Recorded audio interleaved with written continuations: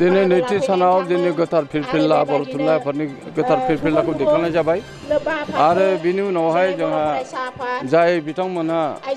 रमान हांखोनि माने सोमावसारनायाव आरो बर' राव थुनलाइ हारिमु जौगानायाव बिथांमोनहा माने मुंख्लं जालांबाय बड'लेण्ड मुभमेन्टआव गोबाव बड'लेण्ड मुभमेन्टआव मुंख्लं जालांबाय बिथांमोनखौ जोङो बिबार बावनानै जोङो गोसोखांदों आरो लोगोसे जोंहा बर' थुनलाइ आफादनि थाखाय खामानि मावनानै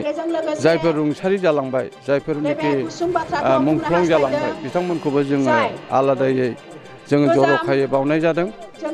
आरो बिनि उनावनो जोंहा मोनसे माबा दङ मेइन पेन्डेलाव जे जोङो बेयाव एवार्ड प्रेजेन्टेसन दङ माने बिभिन्न माने गोबां गुबुन गुबुन बान्था जोङो रानगोन आरो बे थुनलाइयारि बान्थाजों लोगोसे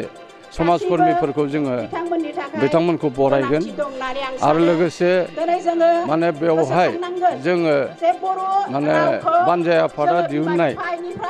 बे बिसम्बिखौ बेखौ नायजागोन आरो बेखौ बेखेवगोन बारग' मन्त्रि थानेस्वर बर' बिथाङा आरो दिनैनि बे एवार्ड प्रेजेन्टेसनावनो माने जोंहा आसामनि सोलोंथाइ बिफाननि माने चिफ एडभाइजार डक्टर ननिगुपुर महन्त बिथाङा फैगोन आरो दिनै बे फांसनावनो जोंनि आसामनि सोलोंथाइ बिफाननि मन्त्रि डक्टर रनज पेगु गाहाय आलासि हिसाबै फैगोन आरो लोगोसे असम साहित्य सभानि आफादगिरि मानव गेदेर डक्टर कुलधर शइकिया फैगोन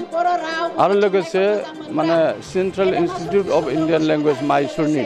डाइरेक्टर बिथाङाबो नुजाथिगोन आरो गुबुन गुबुन जोंहा माने एकाडेमिसियान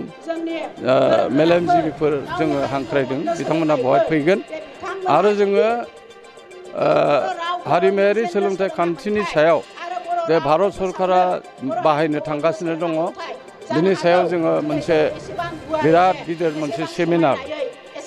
बेखौ जों लादों आरो बे सेमिनाराव माखासे रोंग'साफोरखौ जों नुदों आरो बर'नि जारिमिन जायखौ माने हिस्ट्रि अफ बर' होननानै बुंदों जों बेखौ एसे गुलाय गुजाय नुबाय थानायखाय जोङो मोनसे कम्प'जिट हिस्ट्रि लाबोनो थाखाय बे जारिमिनखौ थि खालामनो थाखाय जोङो दिनै बे सावरायमेलनि गेजेरजों जोङो दिहुननो हागोन होननानै सानदों आरो बेजों लोगोसे दिन्थिफुंसालियाव जोंहा खन्थाइगिरि जुथुम जागोन आरो बे खन्थाइगिरि जुथुमाव जों गोबां खन्थाइगिरि बिथांमोनखौ लिंहरदों आरो बिनि उनावनो जोङो मोनाबिलियाव जोंहा थान्दै मेल दङ आरो बे मुंख्लंफोरनो बिबार बावजेननाय बे